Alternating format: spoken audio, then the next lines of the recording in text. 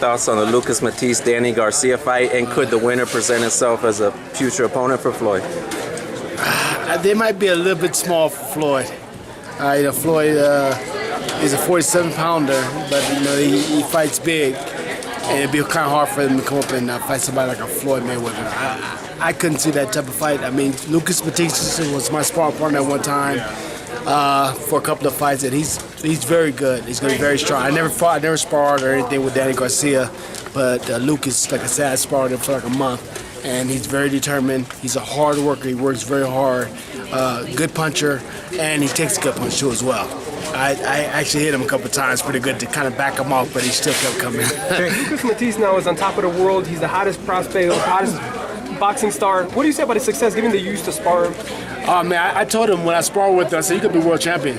All they have to do is put you in the ring with somebody to fight, because you're a fighter, a real fighter. And sparring with them and watching and working out with them and running and doing all kinds of drills and stuff with them, and he's sitting there hanging in there with me doing the same thing. I'm like, wow, this kid really, he wasn't champion then, so this kid's gonna be champion pretty soon. All you gotta do is get in the ring with somebody. Is it his accuracy or his power from what you would?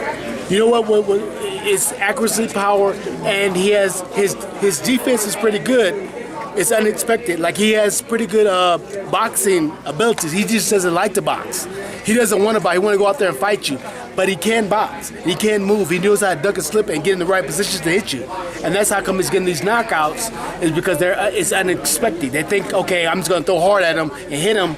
But when they swing, he's not there, and then he catches them with a hard shot. They're like, oh my God, how did he get out the way? Like, it's unexpected. So he's very well-rounded. He just doesn't like to box. He doesn't want to box, but he can do it. He can move. What's the danger he faces in Danny Garcia? What's each guy have to do to win that fight? The danger he faces in Danny Garcia is that Danny can punch, and that he has to watch out. He can't just go in there thinking that, I have a chin and I can walk him down, and I'm just going to punch him out.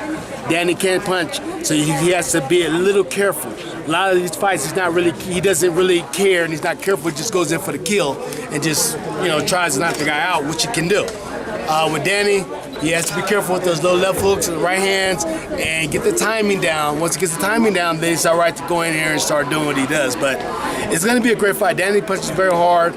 And he's a warrior too, and he'll sit there and he'll take some shots and he'll give some. So it's going to be a fight that you don't want to miss. I mean, that card with Mayweather and Canelo and Danny Garcia and Lucas. I mean, that's I want to either be sitting ringside, or I'm going to be sitting right by my television tube watching it very intensely.